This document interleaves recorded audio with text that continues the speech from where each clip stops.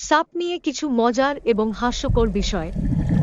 বাংলাদেশে অনেক জায়গায় বিশ্বাস করা হয়, যদি কোনো সাপ বাড়িতে আসে, সেটাকে তাড়ানোর আগে ভালোভাবে বিদায় জানাতে হয়। এমনকি কেউ কেউ বলে সাপের বিয়ে দেওয়া দরকার। ভাবুন, সাপের বরকনে সাজানোর মজার কল্পনা। আমরা সবাই জানি সাপ বাঁশির সুর শুনলে নাচে। কিন্তু মজার বিষয় হল, সাপ আসলে বাঁশির সুর শোনে না, কারণ তাদের কান নেই। তারা শুধু মাটির কম্পন অনুভব করে। তাই সাপের সামনে বাঁশি বাজিয়ে নাচানোর চেষ্টা করলে নিজের নাচই বেশি হবে।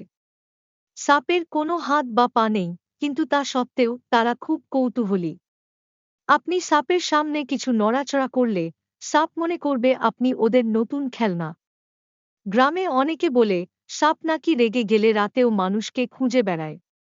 কিন্তু মজার ব্যাপার হল, সাপ নিজের ভুলে কাউকে কামড় দিলেও পরের দিন সেটি ভুলে যায়।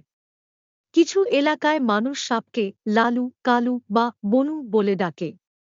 সাপ শুনতে পারে না, কিন্তু এমন নামে ডাকলে আশপাশের লোক হাসতে হাসতে লুটোপুটি খায়।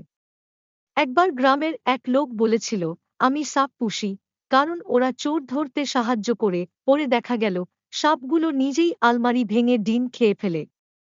একজন সাহসী লোক বলেছিল, আমি সাপ ধরতে পারি। তখন তার এক বন্ধু বলল, তুই সাপ ধরবি, কিন্তু সাপ তো তোকে ধরে ফেলবে।